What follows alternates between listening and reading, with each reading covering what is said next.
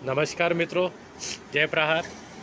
जैसा कि आप सभी लोग जानते हैं कि अभी 2 दिन पहले ही मैं 26 सितंबर को मुंबई गया था, मंत्रालय में गया था। हमारे दिव्यांगों के समस्याओं को लेकर मंत्रालय में मैंने अर्जी लगाई है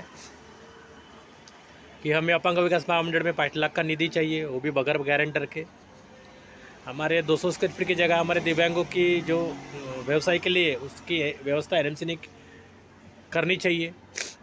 तीसरी बात, अब अगर हमारे दिव्यांगों पर कोई कोर्ट केस चल रहा है तो उस कोर्ट केस में हमें रियायत दी जाए और हम पे कोई ज़्यादा बड़ा जुर्माना है, ज़्यादा बड़ी कोई केस ना लगाई जाए। क्योंकि जनरली कैसा है, हमारे दिव्यांग खुद सताए हुए रहते हैं, ऊपर से सरकार द्वारा या कायदे द्वारा उनको सताना मतलब इंसानियत के हिसाब से ठीक नहीं है। कई तो उनको एक छोटी मोटी पेनल्टी दे के आप उनको रियायत दे करके हमने सरकार से अर्जी लगाई है। कुछ उदाहरण थे हमारे पास में, जैसे कुछ हमारे दिव्यांग है, लोग धमका उनका के उनसे चेक ले लेते हैं, वो दिव्यांग होने की वजह से बेचारा दे देते हैं और बाद में उन पे 138 का केस दाखिल कर देते हैं और फिर उनको ज़िंदगी भर कोर्ट के चक्कर लगाने पड़ते हैं। अब बेचारा दिव्यांग है, चलने में तकलीफ है, कोर्ट के चक्कर लगा के हैरान परेशान हो जाता है और फिर जिनको 1 लाख देना उनको 2-2 3-3 लाख देने को तैयार हो जाता है, क्योंकि परेशानी वो झेल नहीं सकते सारी विकलांगता की वजह से। तो ये उन पर अन्याय अत्याचार ना हो, और जो उन्होंने बाहर व्यवहार किया है और दारा रामबाग के जिस तरह से अच्छे लोग उनसे चेक लेके उन पर जो केस दायर करते हैं, तो बराबर नहीं, वो कायदे से बराबर नहीं। अगर सही में आपका लेन देन, तो आप हैंडीकैप को प्यार से और मोहब्बत से भी आप बुलाकर समझाकर आप उनसे पैसे ले सकते हैं। और तीसरी बात हमारी ये थी कि हमारे संजय गांधी निराधार के जो है पैसे बढ़ाए जाए और वो पैसों में बढ़ोतरी हो। और सरकार को हम यहाँ से आज से हमने 15-20 दिन का अल्टीमेट दिया है। अगर सरकार को 15 दिन के अंदर अगर हमारी कार्रवाई नहीं होती है तो प्रहार के सभी कार्रवाई मंत्रालय जाएंगे और 6वीं मंजिल से सीधा वो छलांग लगाएंगे। क्योंकि मैं देख रहा हूँ कि कई बार हम अर्जी लगाते हैं तो यहाँ के ना महानगर पालिका के आयुक्त हमारी सुनते हैं, ना जिलाधिकारी हमारे किसी निवेदन पर ध्यान देते हैं, ना विभागीय आयुक्त हमारे किसी निवेदन पर ध्यान देते हैं।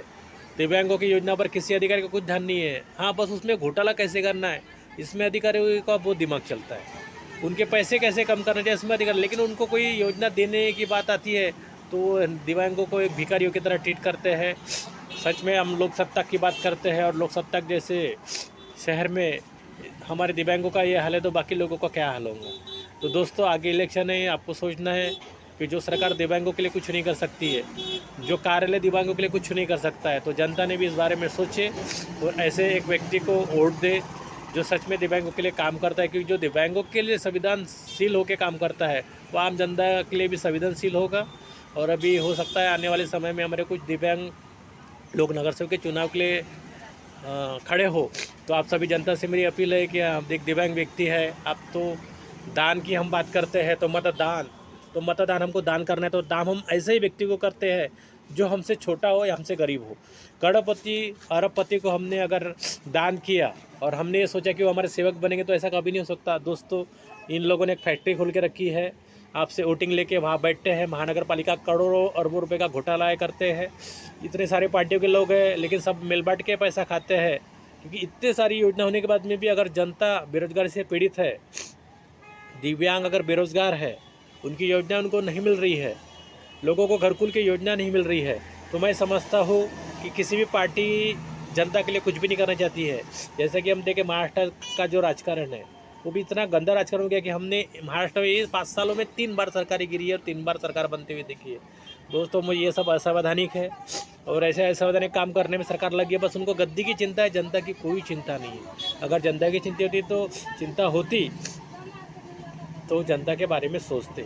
आज हम यहाँ से तकलीफ़ लेते हुए इतने दूर मंत्रालय गए, हमने अर्जी लगाए, हमने उनको अल्टीमेट भी दिया कि सर हम विकलांग हैं, लेकिन हमारे पास से कोई स्पेशल हमारे लिए व्यवस्था नहीं है। मंत्रालय में भी हमें पास निकालना पड़ता है और घसते घुसते मंत्रालय के अंदर जाना पड़ता है। जो दिव्यांग दोनों पर से विकलांग है उसको जाने में काफ़ी तकलीफ़ होती है और वो वहाँ तक पहुँच नहीं पाता है। तो सरकार ने ऐसी सुविधा हमारे लिए करनी चाहिए कि मंत्रालय में दिव्यांगों का जो विभाग है वो नीचे रखना चाहिए।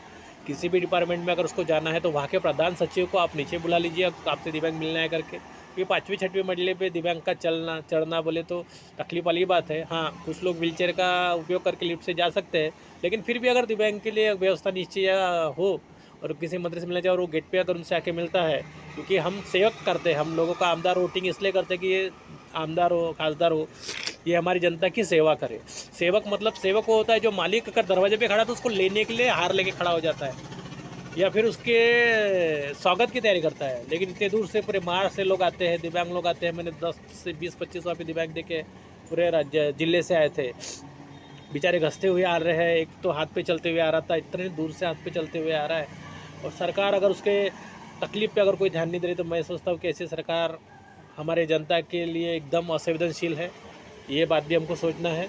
और आगे इलेक्शन में आप ऐसे गरीब व्यक्ति को वोट करें, किसी भी बड़े पार्टी को वोट न, सबसे पहले अगर वो गरीब है तो वोट करे, चाहे वो किसी भी पार्टी का हो। और पार्टी तो करना ने तो अभी एक नाटक कर लिया है कि वो सिर्फ करोड़पति लोगों को ही टिकट दे रहे हैं, करोड़पति लोगों को ही कार्यकर्ता बना रहे हैं। उनका कोई गरीब कार्यकर्ता होता नहीं है। आज हम नगर सेवक भी अगर कोई खड़ा होता है तो करोड़पति के ऊपर के लोग खड़े होते हैं। दोस्तों, एक करोड़पति व्यक्ति एक गरीब की सेवा कभी नहीं करेगा, ये बात अपने भेजे में डालिए।